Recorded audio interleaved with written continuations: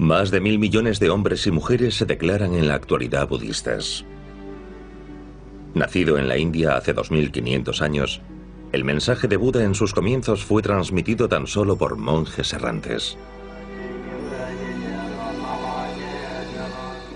3 siglos después, en Bactriana, se metamorfosearía profundamente gracias al contacto con el pensamiento griego.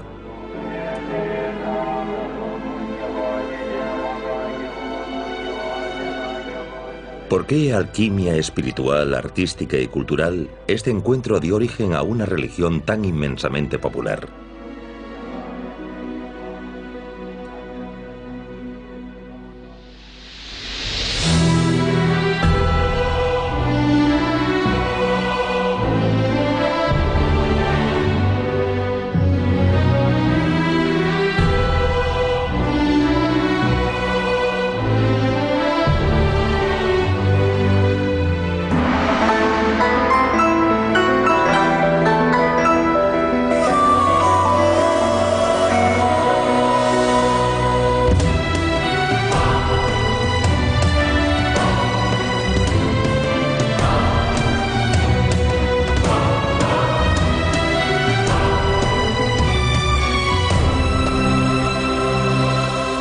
Eurasia.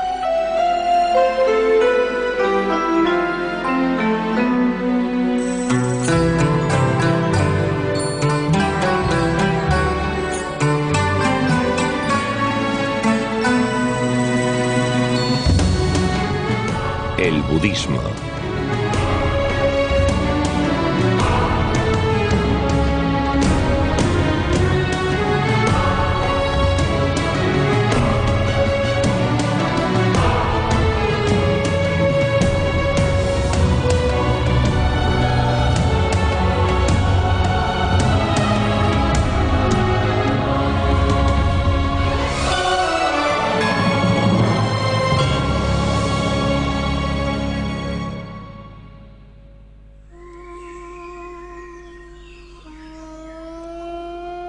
Una tarde, en la India, en el siglo VI antes de nuestra era, Shakyamuni, sabio de la tribu de los Sakya, medita bajo un árbol. De repente, alcanza la comprensión del origen de todas las cosas. Se convierte en Buda, que significa el despierto. Filosofía pragmática más que religión, su mensaje enseña cómo liberarse de toda necesidad para alcanzar el despertar. Tras la muerte del dichoso, sus discípulos llevaron sus enseñanzas por toda la India, desde Ceilán al Himalaya. En Grecia, en la misma época, Pitágoras enseña el renunciamiento y el rigor para alcanzar el conocimiento. Estos monjes practican todavía hoy ese budismo primitivo y viven a diario según los preceptos establecidos por Shakyamuni. Según ellos, la vida en sociedad solo aporta confusión. Por eso, cuando entran en las órdenes, llevan una existencia austera hasta su muerte. Poseen un solo vestido y subsisten únicamente de las limosnas.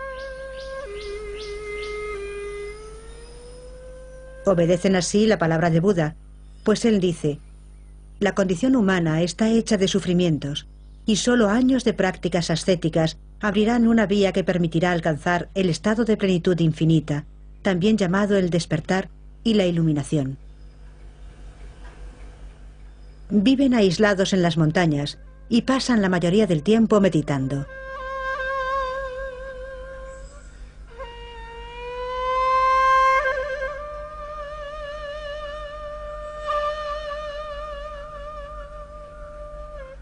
A través de la meditación, pretenden alcanzar la esencia de las cosas.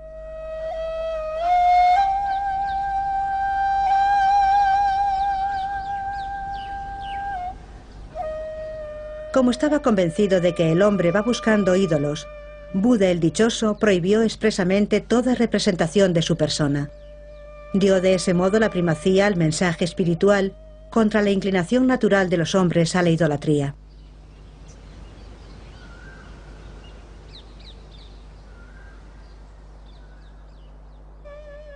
Tras la muerte de Buda, sus discípulos propagan sus enseñanzas por la India hinduista y Ceilán, la actual Sri Lanka. En Ajanta, al noreste de Bombay, se encuentra uno de los centros budistas más antiguos.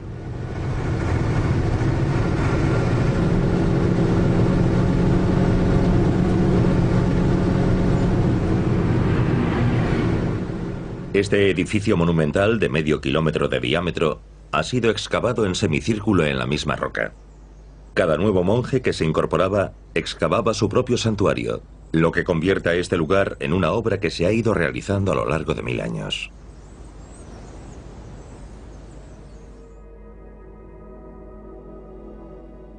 En la gruta más antigua, las esculturas y frescos se remontan a 200 años antes de nuestra era.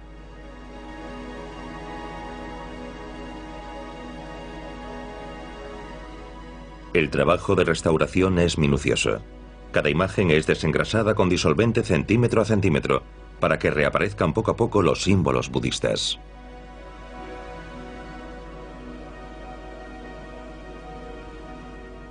En este fresco, el más antiguo conocido, los creyentes rezan ante la Kalachakra, la rueda de la ley, un viejo símbolo indio, y no ante Buda. Esta es la Kalachakra, la rueda de la ley o rueda del tiempo. Y fíjense en los personajes que tienen las manos unidas. Ahí también tienen las manos unidas. Y también en el lateral tienen las manos unidas. Veneran a la Kalachakra, que representa a Buda. Los maestros indios contaban la vida de Buda y lo representaban únicamente bajo la forma de un simple loto, de un caballo sin jinete o de un árbol. Para ellos era la forma de honrar la prescripción de Buda Sakyamuni de no representar su imagen. Solo se respetará hasta el siglo II antes de nuestra era.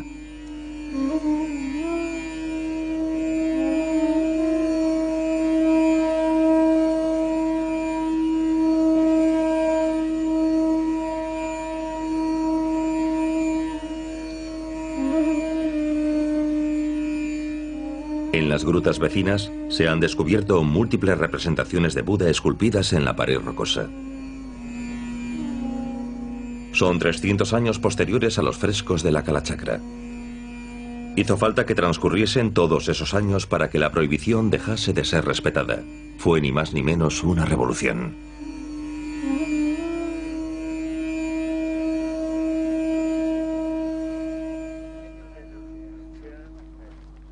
A la muerte de Sakyamuni, 8 de sus discípulos recogen las cenizas de su maestro para depositarlas en 8 lugares diferentes de la India, convertidos en el mismo número de santuarios, las estupas.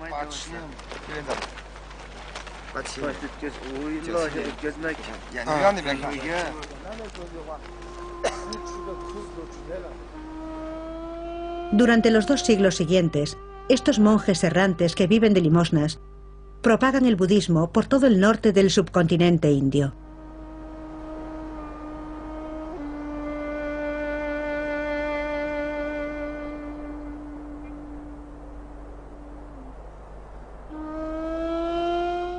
El budismo necesitará un siglo más para hacerse con la provincia de Gandhara, en Bactriana, entre los actuales Afganistán y Pakistán. Desde hacía casi un siglo, el reino estaba colonizado por los descendientes de los soldados que acompañaron a Alejandro en sus conquistas. Los budistas se proponen fundar centenares de monasterios por todo el reino. Las poblaciones locales que los misioneros budistas van descubriendo concentran, además de los descendientes de los soldados de Alejandro, a colonos griegos llegados de Grecia, Egipto y Antioquía, un mundo profundamente impregnado de cultura griega.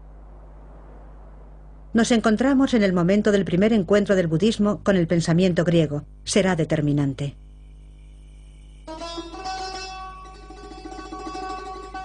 Aquí nace un arte floreciente.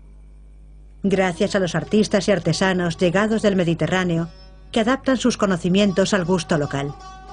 Se manifiesta en la arquitectura, la escultura y la pintura. Es el arte greco-bactriano. Bactriana, la colonia griega más alejada del Mediterráneo, estaba gobernada por soberanos y una aristocracia local.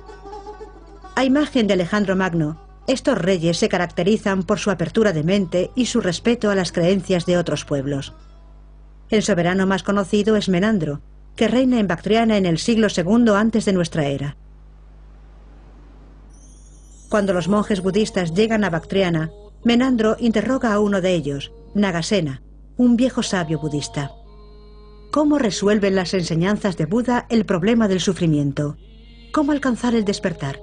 ¿Cómo superar la muerte?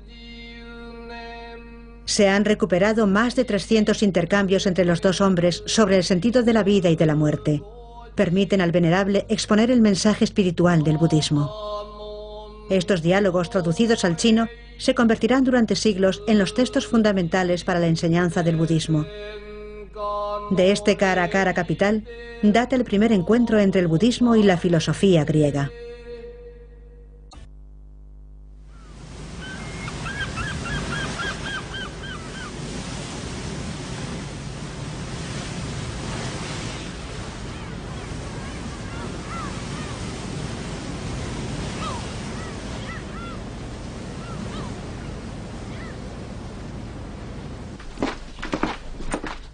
Academia Noruega de las Ciencias y las Letras. Aquí se conservan los sutras descubiertos hace algunos años en las grutas de Bamiyan, en el extremo oeste de Gandhara. Los sutras son textos filosóficos sobre la vida y las enseñanzas de Buda y sus discípulos. Se utilizan para rezar y para las enseñanzas del budismo. Varios miles de fragmentos de textos transcritos sobre hojas de palma o cortezas de abedul han sido encontrados en el valle de Gandhara.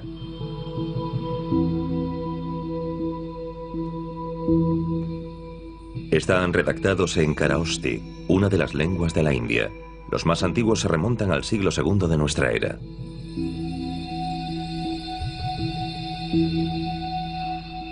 Científicos de los 4 confines del mundo se han reunido para estudiar estos manuscritos. Son tan frágiles que no deben ser manipulados. Por eso los investigadores utilizan imágenes digitales para recomponer los fragmentos y descifrarlos.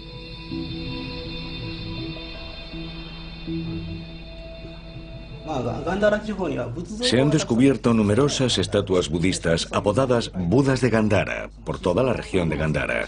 Sin embargo, hasta día de hoy no poseemos prácticamente texto escrito alguno que dé cuenta de esta filosofía. Y hemos descubierto cerca de 10.000 textos, incluyendo los fragmentos. Es increíble. Estamos estudiando en el siglo XXI documentos muy antiguos que se remontan a la época en la que el budismo florecía. Verdaderamente impactante. El profesor Richard Salomon, especialista en Karaosti, se encarga de la transcripción.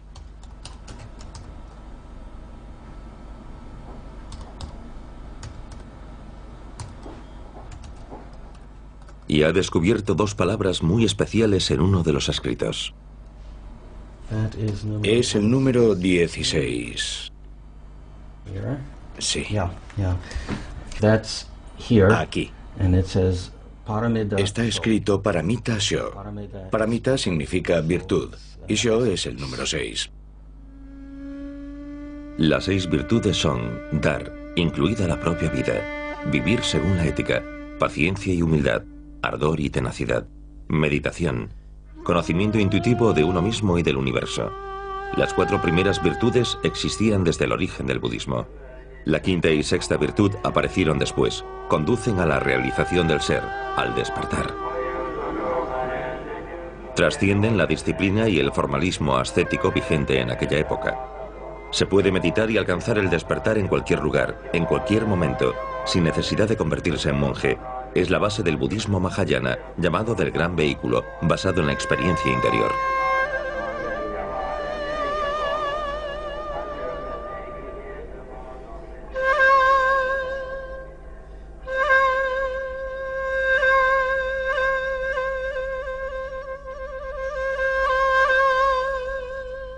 Esta práctica nueva transformará el budismo.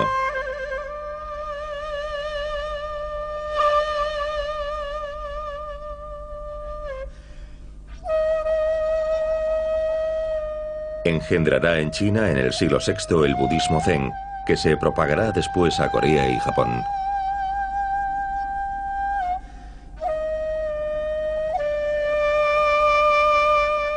Como resultado de la popularización del budismo bajo el efecto de esta nueva práctica surge otra exigencia.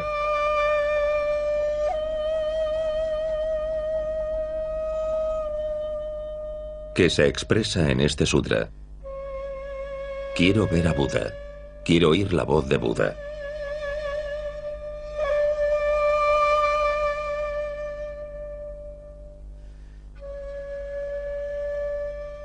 Esta exigencia encontrará respuesta en Gandhara, un valle del reino de Bactriana. Bactriana, un reino fundado por los sucesores de Alejandro Magno. Jada, al este de Kabul, en el actual Afganistán.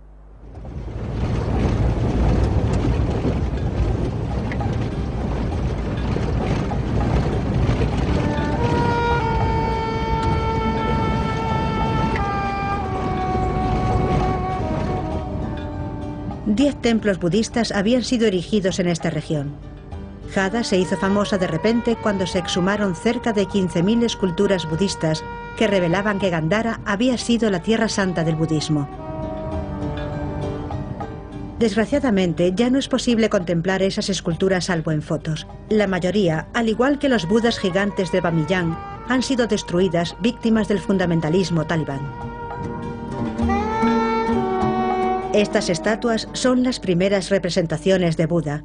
Datan del año 100 antes de nuestra era. Consagran esta escuela grecobúdica aparecida en tierras donde el helenismo estaba sólidamente enraizado.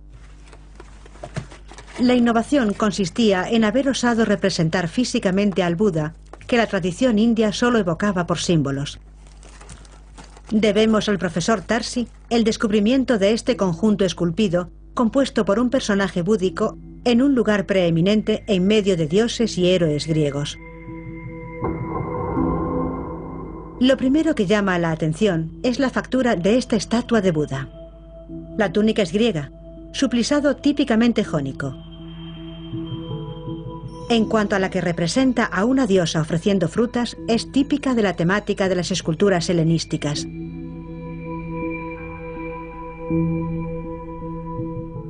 Se encuentra junto a un personaje atlético, en el cual reconocemos a Heracles, el semidios griego.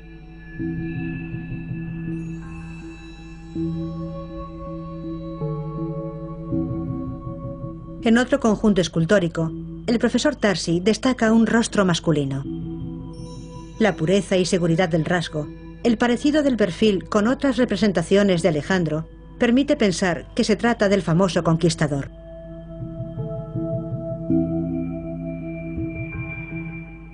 El encuentro de un Buda helenizado con los personajes del panteón griego marca el nacimiento de un arte nuevo, el arte grecobúdico.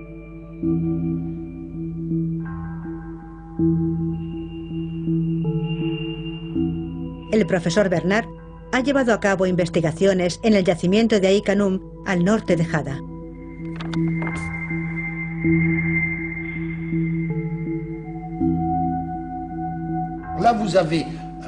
Ahí tenemos un arte cuyo contenido es búdico, tanto en la teología como en los episodios de la vida de Buda, que no se parece a ninguna otra.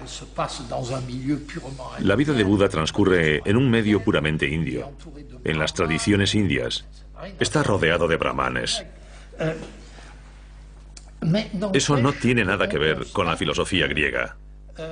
Pero eso no impide que constatemos que para ilustrar las vidas de Buda, los artistas de esta región a partir de nuestra era aproximadamente toman prestadas formas helenizadas. Del propio aspecto de Buda se ha dicho que este pliegue típico del manto de Buda, de su manto de monje, se inspiraba en modelos griegos.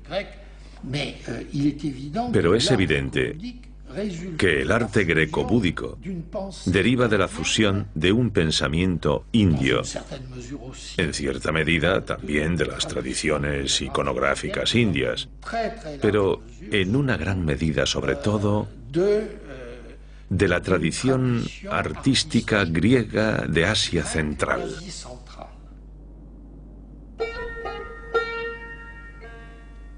En el fondo, el encuentro histórico entre el budismo y el helenismo respondía a la demanda de los pueblos recientemente convertidos de ver representar a sus dioses. Así, por primera vez, Buda aparecerá bajo los rasgos de un joven Apolo. A partir del año 145 antes de nuestra era, los griegos son expulsados progresivamente de sus posesiones bactrianas por tribus nómadas indoescitas, los Kushan.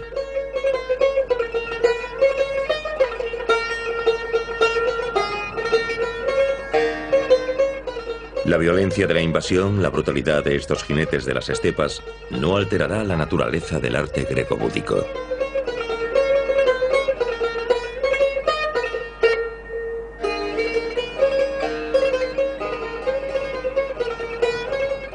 Evolucionará bajo el Imperio Kushan, y como testigos están los vestigios de los templos búdicos encontrados en Gandhara, cerca de Jada, de Bamiyan y en el yacimiento de Ranigat.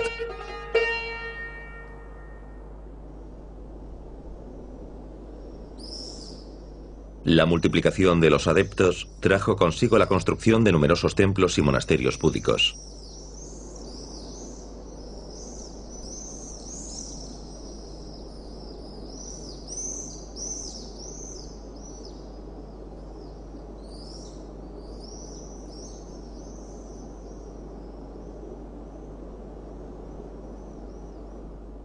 En este lugar se edificó hace 1900 años el templo más grande de la región. Se elevaba a más de 15 metros de altura.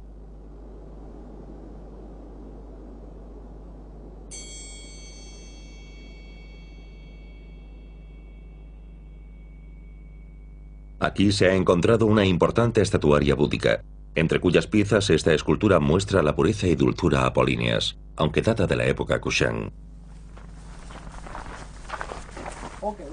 Arqueólogos japoneses buscan en Gandhara jalones de la evolución del budismo hasta su llegada a Japón. 1,16. Déjalo así. 1,65. Vale.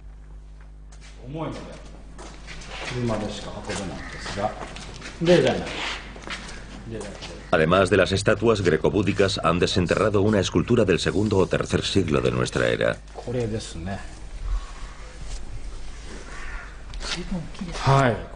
Si examinamos esta estatua, descubrimos que lleva un cinturón con un colgante, al final del cual encontramos un motivo en forma de corazón.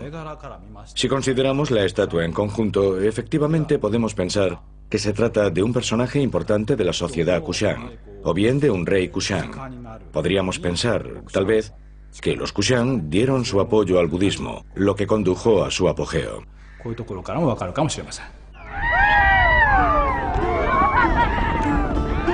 Historia gloriosa la de los Kushan, nómadas de la tribu iraní de los Yuezhi.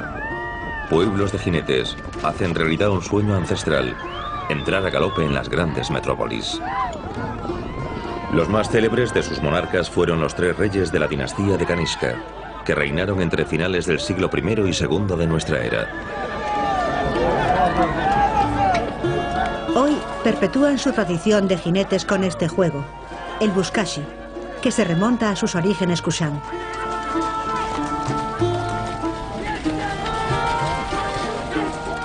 Desde muy temprana edad, los varones son iniciados en los juegos más violentos. Dotados de una caballería poderosa, los Kushan fueron ampliando su influencia a toda Asia Central. Este guerrero, de 2 milenios de antigüedad, recuerda que estos hábiles jinetes eran capaces de tirar con su arco incluso al galope. Eran igualmente temibles en las tácticas y estrategias militares.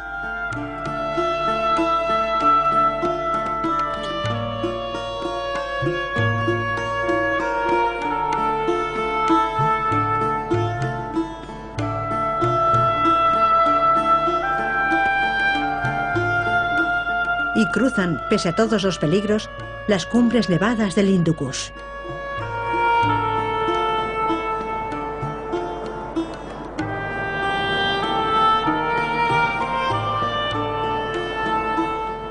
Toman el control de Kabul y de Gandhara, por las cuales tantos pueblos se han enfrentado, y después, finalmente, conquistan la India del Norte. Así se funda un imperio que perdurará durante 4 siglos, el Imperio Kushan. Impone la paz en una Asia central blanco de guerras permanentes. En el siglo I de nuestra era, la China de los Han solo reconoce la existencia de 3 imperios. El suyo, Roma, entonces en su apogeo, y el Imperio Kushan, que ocupa una posición central en la ruta de la seda que une el Mediterráneo y China.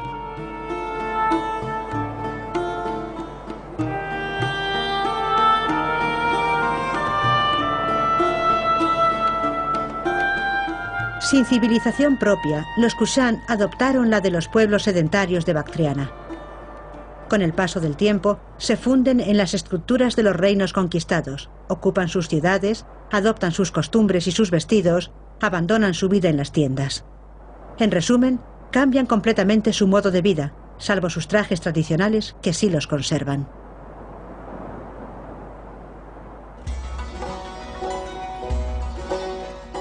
El rey Kanishka iba vestido a la manera característica de Asia Central, con un largo abrigo y botas de cuero.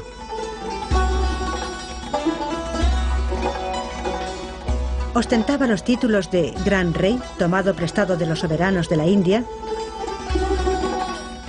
Rey de Reyes, a imagen de los reyes de Persia, e Hijo del Cielo, a semejanza de los emperadores de China. Todos estos títulos grabados en su estatua revelan los estrechos lazos del Imperio Kushan con estos países.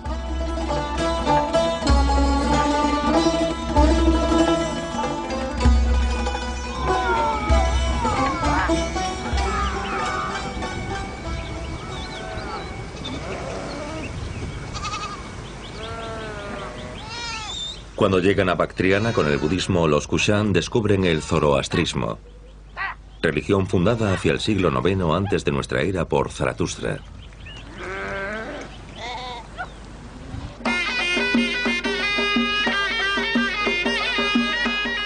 Este profeta de Bactriana fue el primer monoteísta. Predicaba la existencia de un Dios único y bueno, Ahura Mazda. Zaratustra preconizaba el amor a todo ser vivo y la pureza de los pensamientos y los actos. Prohíbe los sacrificios de animales, lo que contribuye a la sedentarización de los nómadas de las estepas y al desarrollo de la agricultura. Veneraba el fuego, símbolo de pureza.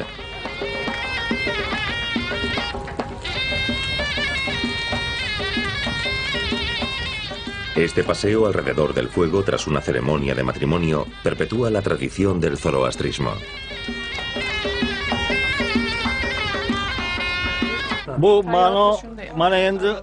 Este ritual de los jóvenes casados borra todos los pecados que hayan cometido hasta este momento y les permite comenzar una nueva vida como miembros de una misma familia. Esta tradición nos ha sido transmitida por nuestros padres y nuestros abuelos.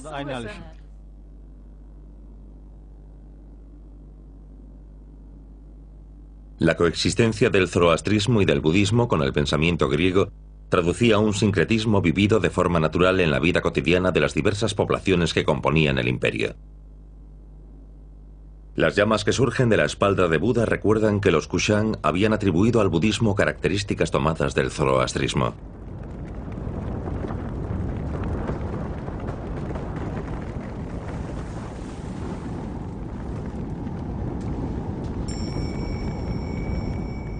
En esta moneda, con la efigie del rey Kanishka, las llamas que surgen sobre su espalda evocan la mezcla del culto dinástico con el del fuego.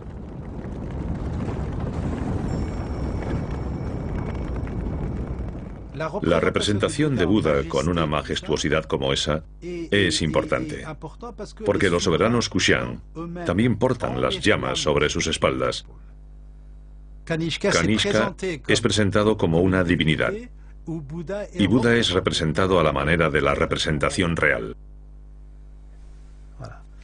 Hay una complicidad entre el arte monástico y el arte del poder.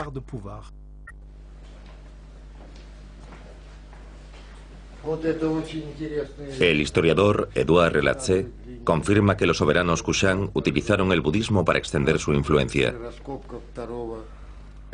El rey Kanishka utilizó la iconografía budista para estrechar la cohesión de su reino.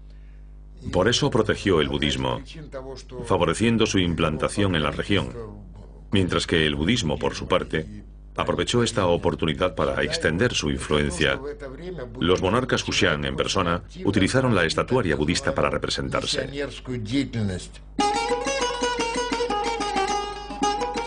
Los Kushan deben su prosperidad al desarrollo de las relaciones comerciales con el Imperio Romano.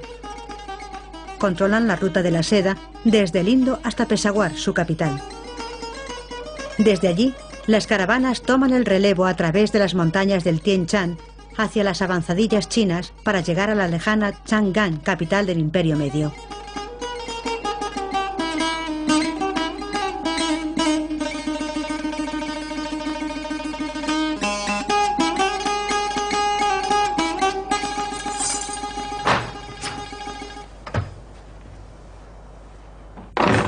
Esta caja fuerte del Museo de Lahore protege numerosas monedas. Su examen permite aclarar la realidad política de los soberanos Kanishka. Fueron acuñadas con su efigie y remodeladas a partir de piezas romanas en oro cuyo peso original conservan. Haciendo circular esta moneda, se aseguraban el control de los intercambios comerciales con el Mediterráneo.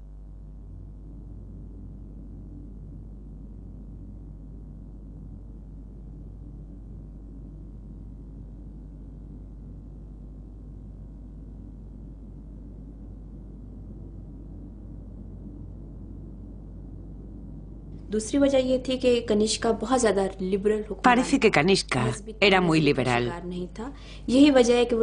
Este rey demostraba una gran amplitud de miras al respecto de la religión.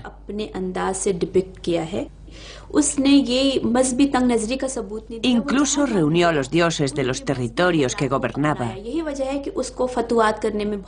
e hizo acuñar monedas con sus efigies.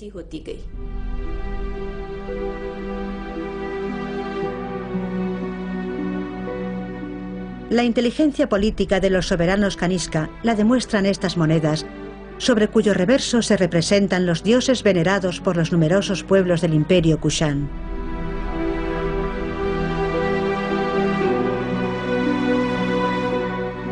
Shiva, venerada por los hindúes.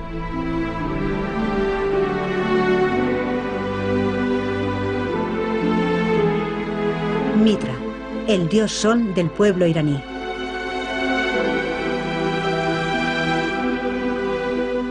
Y Anemos, divinidad griega del viento y del aire.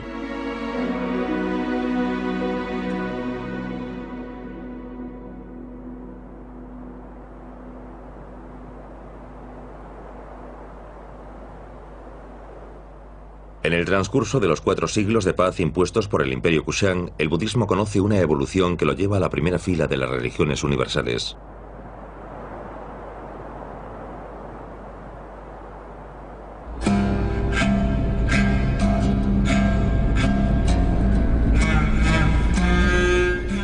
Dalbersin Tepe, la antigua Termetz, era una de las ciudades principales de Bactriana, sobre la orilla septentrional de la Mudaría, en la frontera entre Uzbekistán y Afganistán.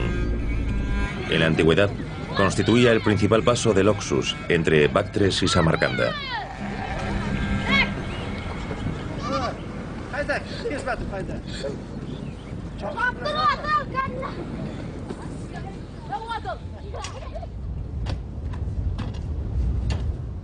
En sus ruinas, los arqueólogos rusos descubrieron grandes cantidades de joyas en las casas y tumbas Kushan.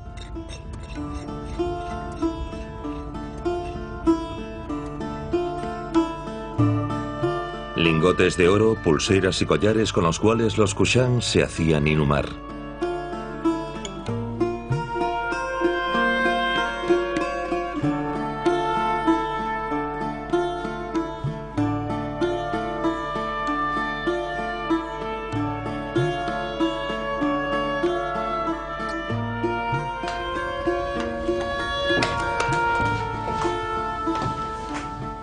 El arqueólogo uzbeko Bahadir Turgunov ha dedicado una atención particular a las monedas encontradas en las tumbas.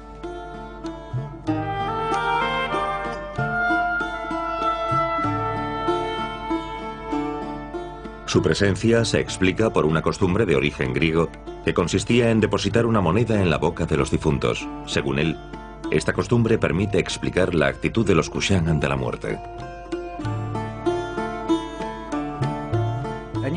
Ellos pensaban que el hecho de colocar una moneda en la boca de un muerto le garantizaba que iría al cielo. Las monedas, joyas y otros bienes de la vida cotidiana colocados en la tumba le garantizaban la vida en el otro mundo. Esta vida en el cielo tras su muerte, que era deseada por todos los Kushan. Un sutra búdico, traducido al chino, cita a un Kushan convertido al budismo.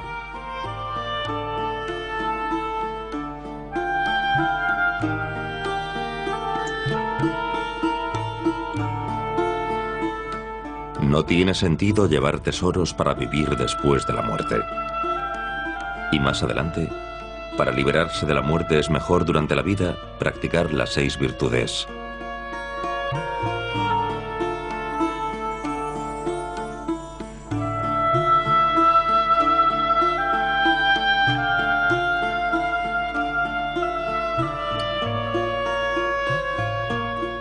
El miedo a la muerte conduce a los fieles Kushan a practicar las ofrendas. Se han encontrado numerosas representaciones de donantes cerca de los santuarios de Gandhara.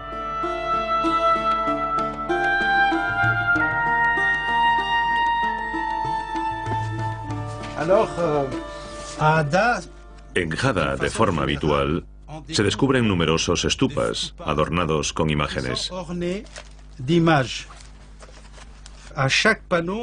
En cada panel hay 2, 3 o 4 personas.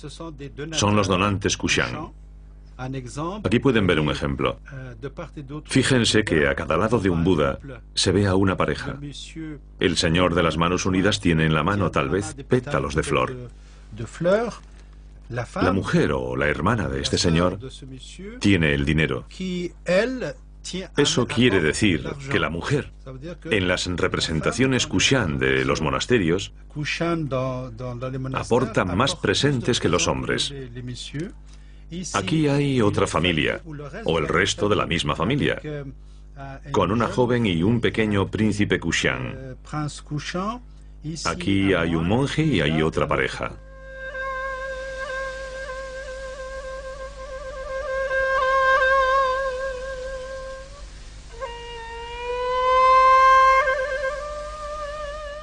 Conseguir la felicidad después de la muerte era una preocupación constante de los Kushan.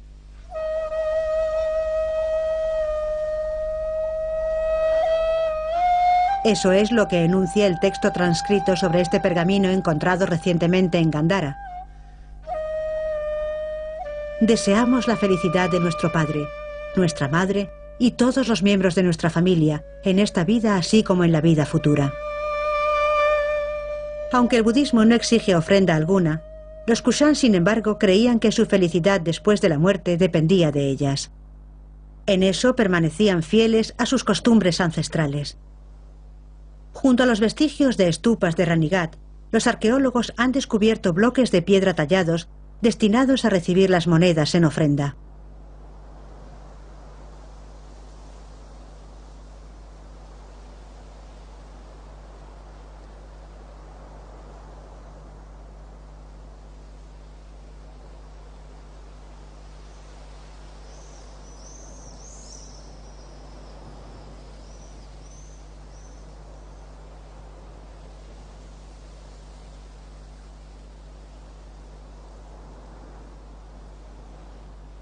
Las estupas recuerdan los 8 santuarios erigidos para recibir las cenizas del Buda Sakyamuni.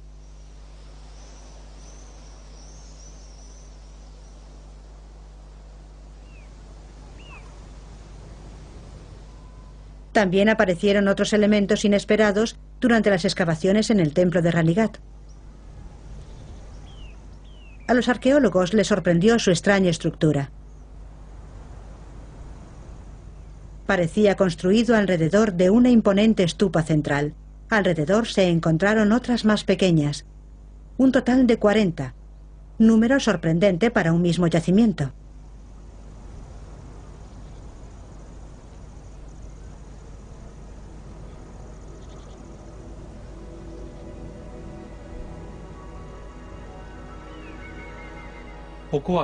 Aquí, como pueden ver, hay varias estupas.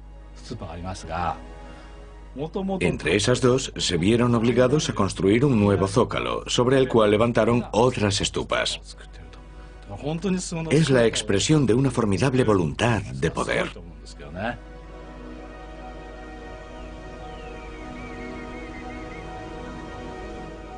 La recreación virtual ha permitido reconstruir las diferentes etapas de construcción de este conjunto.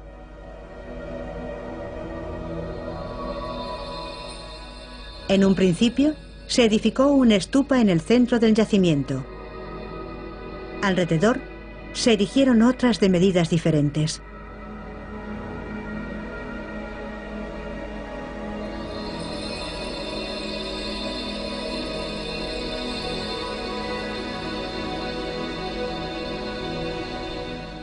Y finalmente, una última estupa gigantesca de 15 metros de altura recubre la estupa central.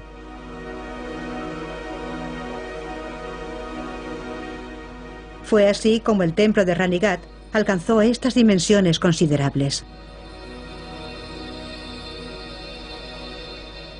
Bactriana debe al fervor de los budistas piadosos sus templos, estupas y estatuario.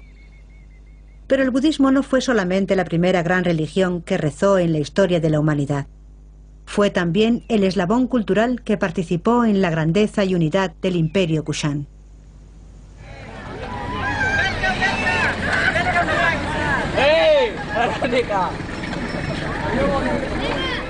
Peshawar, en Pakistán, corazón de Gandhara.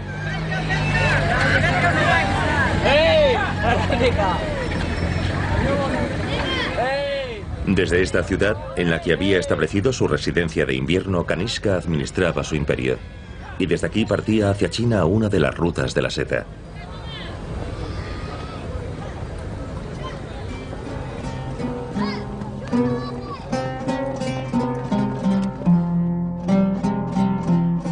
Una leyenda todavía viva hoy en día cuenta que el soberano edificó la más grande estupa del mundo sobre una pequeña colina que se alzaba sobre la ciudad. Recientemente se ha exhumado un relicario destinado a recibir cenizas. Sobre su tapadera descubrimos una representación de Buda y debajo la de Kanishka. Este relicario ilustra las relaciones estrechas que existieron durante 4 siglos entre el budismo y los Kushan, hasta que fueron sometidos por los hunos en el año 425 de nuestra era.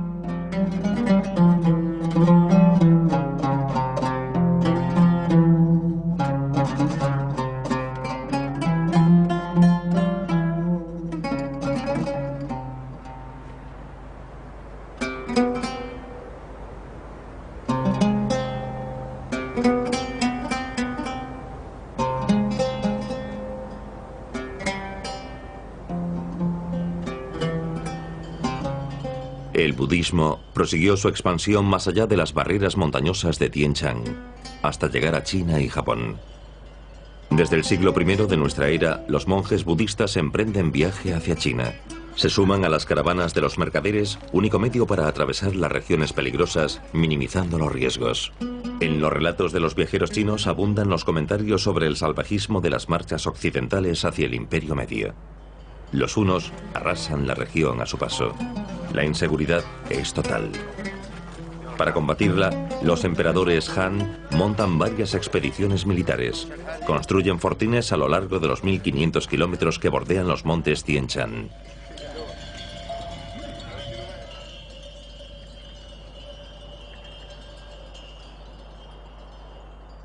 A partir del siglo II de nuestra era, la llegada masiva de monjes budistas al Imperio Medio convertirá al budismo en la tercera gran filosofía de China, junto al confucianismo y el taoísmo. Cada una de estas 3 corrientes de pensamiento se transformará al contacto con las otras 2.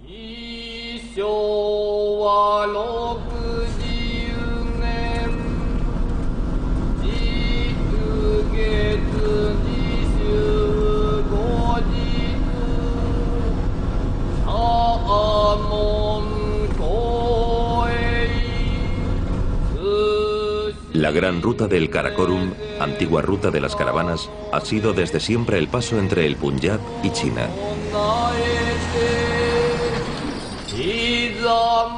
Con pasos abruptos, incluso a 4.000 metros de altitud, fue recorrido permanentemente por las caravanas del Valle del Indo. Los dibujos grabados sobre las rocas jalonan esta ruta.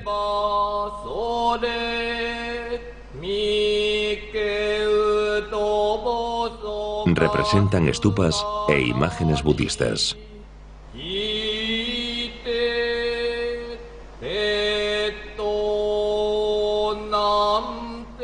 Son la huella del paso de los monjes y peregrinos, artífices de la propagación del budismo a China.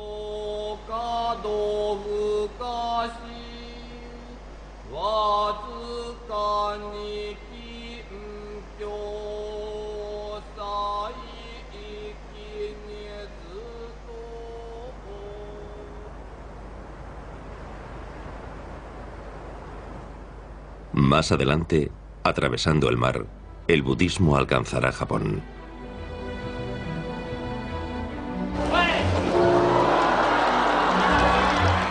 Festival de Nara, en Japón. En el templo Todaiji se festeja la llegada de la primavera.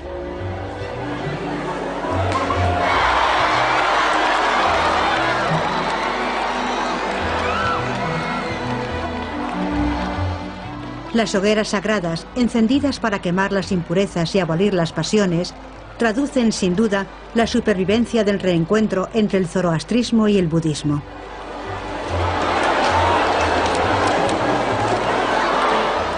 Es el resultado de una mezcla espiritual y cultural única en la historia de la humanidad. Para el budismo, todo había comenzado en la India, antes de su metamorfosis hace 2000 años, al contacto con el pensamiento griego. El más bello y el más singular de los encuentros entre Oriente y Occidente.